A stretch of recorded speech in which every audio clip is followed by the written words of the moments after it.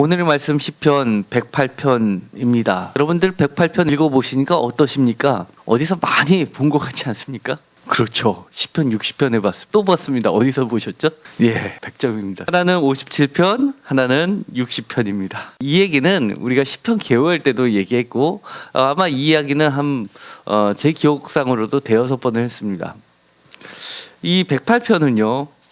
시편 60편과 57편을 합쳐놓은 겁니다. 그런데 이 57편과 60편을 합쳐놓을 때 전반부는 빼고 후반부만 이렇게 몰아 넣었습니다. 어떤 분 150편을 만들기 위해서 이렇게 했냐 얘기하시는 분도 있습니다. 이것이 바로 시편의 묘미입니다. 시편 108편은 이처럼 57편과 60편 두 편에서 어떤 부분은 빼고 어떤 부분은 남기고 또 어떤 부분은 약간 고치면서 새로운 곡으로 만들어냈습니다. 그것이 108편입니다. 그래서 시편을 연구하시는 분들은요. 이 57편과 60편과 108편을 비교하면서 어떻게 이스라엘이 바뀌게 되었는지, 예배 음악이 바뀌게 됐는지 역사를 통해서 조명하는 것도 굉장히 의미 있는 학문의 한 분야이기도 합니다. 그래서 108편을 오늘 처음 하지만 이미 57편과 60편을 할 때 내용은 이미 다 했습니다. 그러면 오늘 108편에 할 게 뭐가 있습니까? 할 게 없겠죠. 시편 108편은 우리에게 이렇게 이야기하는 겁니다. 다르다고 이야기하는 겁니다. 동양에도 이런 비슷한 말이 있습니다. 옹고지신. 옛 것을 새롭게 해석하는 거 아닙니까? 108편은 57편의 상황과 60편의 상황을 새롭게 108편의 시대에 맞춰서 재해석하고 있습니다. 이것이 바로 화면에 보시는 바와 같이 108편과 57편과 60편의 차이점들입니다. 108편 1절에서부터 5절까지의 내용과 시편 57편 7절에서 11절까지의 내용은 거의가 같은데 이런 부분이 차이가 나게 됩니다. 60편과 108편 약간의 차이가 나게 됩니다. 예를 들어서 6절에서 10절까지 그리고 시편 60편은 5절에서 9절까지가 조금 차이가 나게 됩니다. 이 정도 갖고 뭐 이게 특별히 그렇게 달라질 게 있냐라고 이야기하는데요. 57편 7절에 보면 하나님이여 내 마음이 확정되었고 내 마음이 확정되었사오니 내가 노래하고 내가 찬송하리이다. 내 영광아 깰지어다 비파와 죽음아 깰지어다 내가 새벽을 깨우리로다. 이 말씀을 하면서 도대체 내 마음이 확정되었던 게 뭐냐라고 했을 때 여러 가지가 나왔습니다. 그리고 또 내가 새벽을 깨우리로다 라고 하면서 제가 했던 질문이 있었습니다. 이 본문을 보고 예를 들어서 설교를 할 때 새벽 기도합시다, 전도합시다, 철회합시다 이런 것 중에서 어떤 말씀이 성경 본문하고 맞지 않는 말씀이라고 했습니까? 57편 할 때? 새벽 기도합시다 라는 게 맞지 않다고 그랬습니다.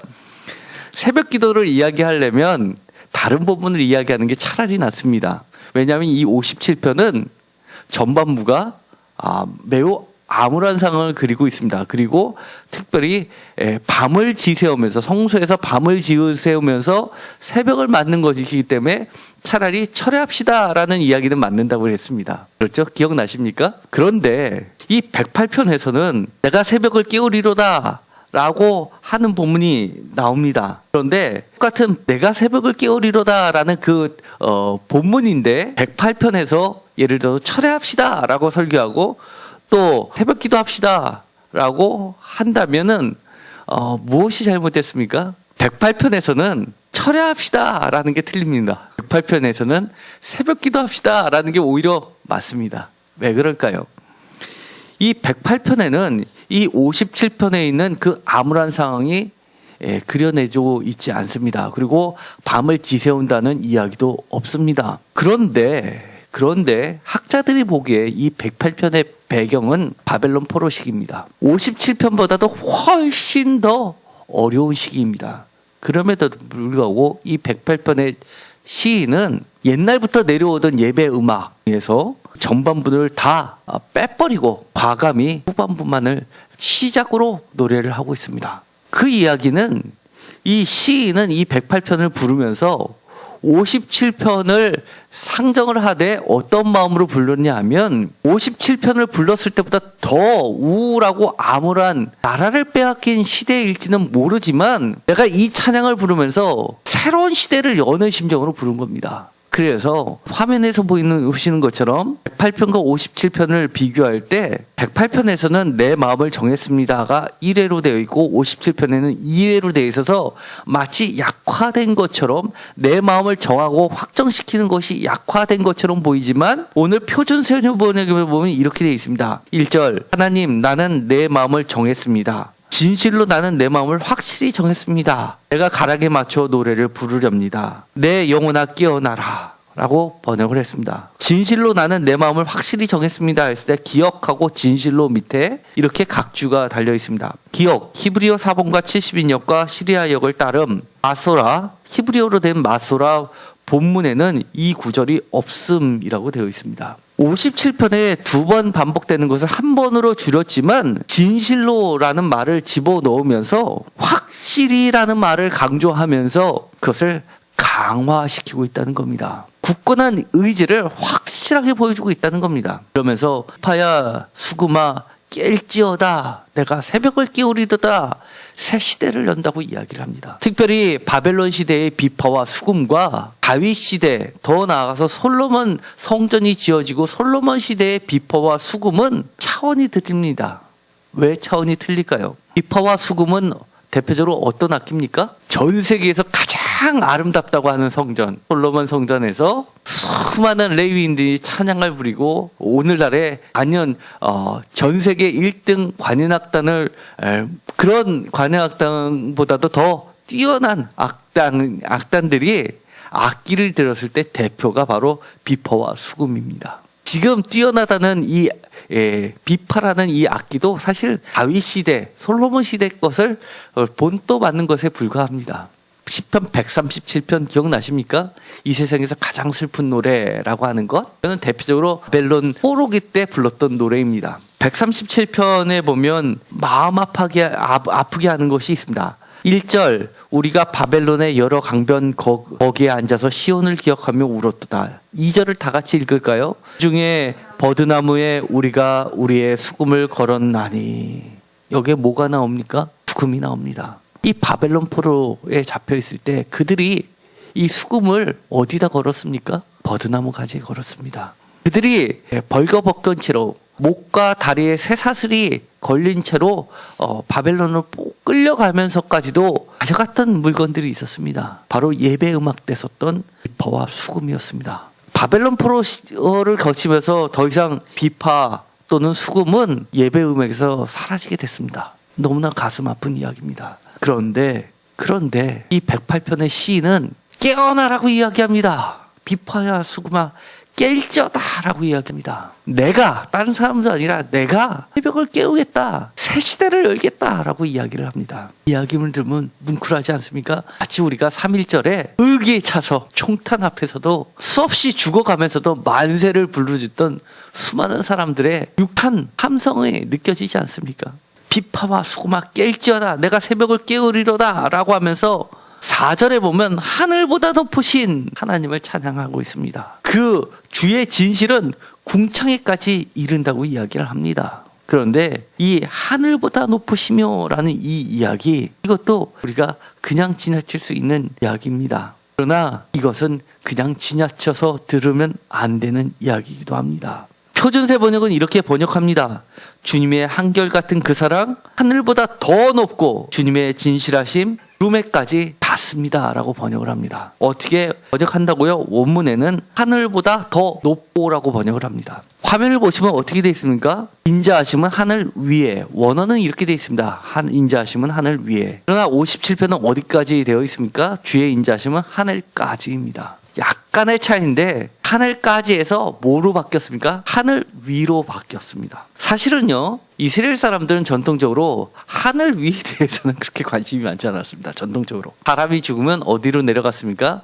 땅속으로 내려갔습니다. 그래서 사울이 사무엘을 부를 때 저 하늘 위에 있는 사무엘을 불러냈습니까? 땅속에 있는 사무엘을 불러냈습니다. 기억나시죠? 사람이 죽으면 하늘 위로 가는 게 아니라 땅속으로 스올에 내려간다고 생각했던 겁니다. 그런데 이 하늘 위에 존재한다고 믿었던 것, 이건 대표적으로 바벨론 문화입니다. 그래서 우리가 창조 기사가 기록된 게 창세기 1장도 있지만 3장에도 이어져 있는데, 그 차이점은 창세기 1장은 하늘과 땅을 지으신 하나님, 2장부터 이야기하는 건 땅과 하늘을 지으신 하나님입니다. 차이가 뭡니까? 무엇이 더 관심의 초점입니까? 전통적으로는 땅에 관심이 있었습니다. 1장은 바벨론 포로 후기에 형성되어 있는 창조 신화입니다. 하늘이 다시 관심이 바뀝니다. 왜냐하면 하늘의 하나님이라는 표현, 하나님을 이야기할 때 하늘의 하나님에서 하늘을 집어넣는 표현이 공식화되기 시작한 것은 바벨론 포로기 때를 거치면서입니다. 요나서에 보면 이방 사람들이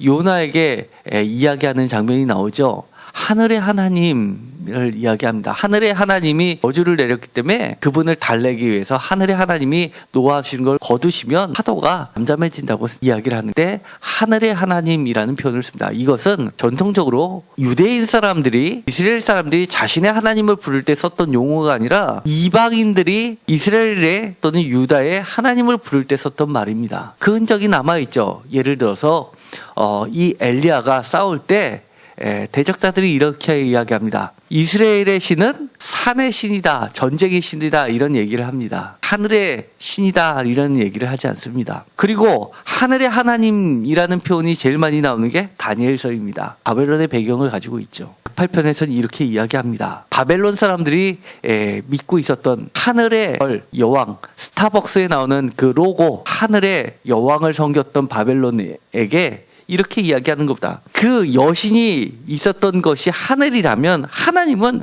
하늘보다 높으신 분이라고 이야기를 합니다. 그 후반부에서는 시편 60편에 있는 이야기 뒷부분을 또 끄집어냅니다. 그러면서 여러 왕들을 이야기합니다. 길앗도 내 것, 세겜도 내 것, 그 다음에 에돔, 모압, 이런 것들을 다 거론하면서 하나님께서 우리들의 군대와 함께 가면서 사람의 구원은 헛됨을 믿고 있는 유대 사람들과 함께 떠나시는 야훼의 전쟁을 이야기합니다. 13절에 우리가 하나님을 의지하고 용감히 행하리다 라고 이야기하는 것을 마치게 됩니다. 이제 새로운 시대에 우리가 해야 할 것, 하나님만을 의지하고 용감히 행하는 것이라고 이야기합니다. 그럴 경우에 어떻게 해주시는 하나님을 기대하냐면, 그동안 빼앗겼던 여러 땅들을 이야기합니다. 그러면서 길앗은 요단 동편, 그리고 에브라임은 요단 서편이면서 북쪽, 유다는 요단 서편이면서 남쪽, 이렇게 세겜도 마찬가지로 요단 서편이죠. 므낫세도 내 것이다 라고 하면서, 더 나아가서 이스라엘 땅뿐만이 아니라 잃어버렸던 이스라엘 땅뿐만이 아니라 에돔, 모압, 암몬을 다 정복하게 하시는 하나님을 찬양합니다. 그것은 한마디로 그동안 잃어버렸던 모든 것을 회복시키시는 하나님을 기다려하는 겁니다. 성탄절을 맞이했습니다. 지금까지 대림절을 맞으면서 끊임없이 여러분하고 같이 말씀을 묵상했던 것이 있죠. 뭐였습니까? 새로운 시대입니다. 예수님의 시대. 그 첫 번째 세 그룹 중에서 가장 하이라이트는 뭡니까? 첫 번째로 부르신 사람들, 목자들입니다. 목자들은 어떻게 해도 해석될 수 있다고 했습니까? 하나님의 대리 치리자들로 해석될 수 있습니다. 우리들은 하나님의 사랑받는 목자들입니다. 세상을 향해서 나아가는 목자들입니다. 세상 임금들이 아무리 모압 같아도, 에돔 같아도, 그리고 이미 빼앗긴 땅 같아도 우리가 용감히 나가면서 그것을 다 회복시켜야 될 대상들일 뿐입니다. 그러면서 우리는 이렇게 새벽을 깨우면서 그동안 잊혀졌던 비파와 수금을 다시 들어야 합니다. 우리의 기도를 들어야 합니다. 우리의 믿음을 다시 들어야 합니다. 우리의 찬양을 다시 들어야 합니다. 잃어버렸던 믿음이 다시금 새 시대를 맞이해서 새롭게 될 때 우리가 잃어버렸던 모든 것들을 다시 회복시킬 수 있습니다. 하나님은 우리에게 너 잃어버린 그대로 있어라 라고 하시는 분 아닙니다. 주님께서는 이렇게 이야기하십니다. 성소에서 말씀하시되 라고 이야기합니다. 하나님의 말씀은 성소에서부터 흘러나갑니다. 하나님의 말씀에서부터 흘러나가는 것들이 모든 죽은 것들을 다시 살려낼 것입니다. 제가 목자들이 하이라이트라고 했던 이유 여러 가지가 있었죠. 그중에서 목자들은 뭐의 표상이라고 했습니까? 참된 제자들의 표상이라고 말씀을 드렸습니다. 제자들이 했던 것, 심지어 마리아도 마음에 꼈더라 라고 하면서 신중한 태도를 보였던 신자의 모습이었다면, 이 목자들은 주님을 찾아 나섰고 또 천사들이 전해준 첫 번째 복음을 그대로 전했고, 또 하나님께 찬양을 올리고 감사하면서 돌아가면서 복음을 전했던 참된 첫 번째 제자들인 겁니다. 하나님은 이 땅에서 누구를 제일 먼저 부르시겠습니까? 참된 제자들만 부르게 되는 겁니다. 네 그룹 중에서 제일 먼저 소개되었고, 심지어 우리들 생각에는 목사님이, 제사장이 하나님의 비밀을 제일 먼저 알겠지라고 생각할지 모르지만 천만에요. 하나님은 그 누구보다도 제일 먼저 하나님의 비밀을 알려주는 복음 대상자는 그 복음을 전하는 참된 제자들인 겁니다. 여러분들도 그런 제자가 되기를 바랍니다. 이제 어떤 분들은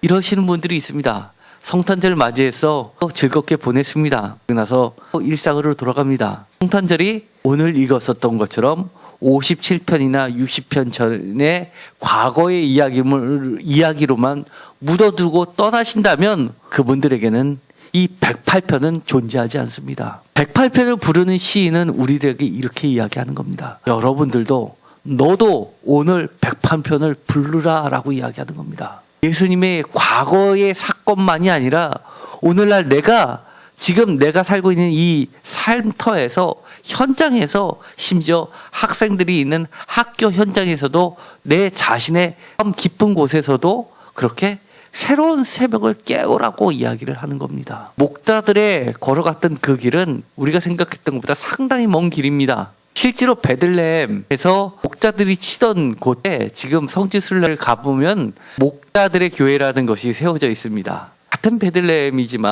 인근이지만 예수 탄생교회가 또 따로 있습니다. 거리가 떨어져 있습니다.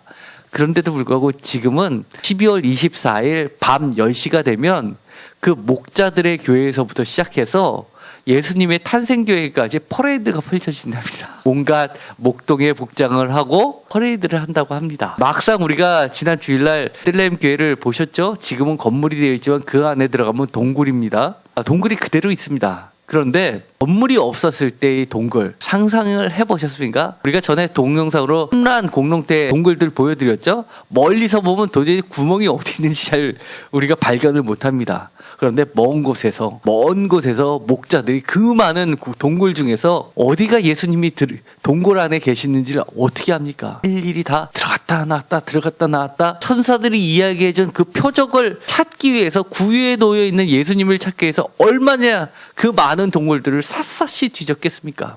그때는 겨울입니다. 특별히 겨울에는 추워서 누울 데가 없어서 양들도 동굴을 우리로 썼습니다. 동굴을 파서, 손으로 파면 파지는 그런 석회암 동굴이기 때문에 그 동굴들을 파서 거기서 양떼들을 추위를 피하고 밤을 재우던 그런 곳입니다. 그렇기 때문에 동굴이 얼마나 많았겠습니까? 거기를 딱 일일이 찾아서 예수님을 찾아내는 그 목자들의 모습을 한번 생각해 보십시오. 장관 아니겠습니까? 여러분들도 하나님이 선택하신 목자들이 다 되시기를 축원하고, 오늘 108편 이것이 과거에 했던 거를 반복이 아니라 굳은 마음으로 정말 새벽을 깨우는 여러분 되시기 간절히 축원드립니다. 기도하겠습니다. 하나님 감사합니다. 우리들이 잃어버린 것들, 패배한 것들이 우리 삶 속에 너무나 많이 있습니다. 하나님께서 우리의 구원이 되어 주셔서 이제 새벽을 깨울 수 있게 하여 주시옵시고, 놓았던 비파와 수금을 다시 들고 하나님께 찬양드리게 하여 주옵소서. 기도를 드립니다. 그리고 우리의 믿음을 다시 잡습니다. 잃어버린 모든 것들이 회복되고 새로운 시대를 오늘 내가 서 있는 이 자리에서부터 시작되게 하여 주옵소서. 예수님의 이름으로 기도드렸습니다. 아멘.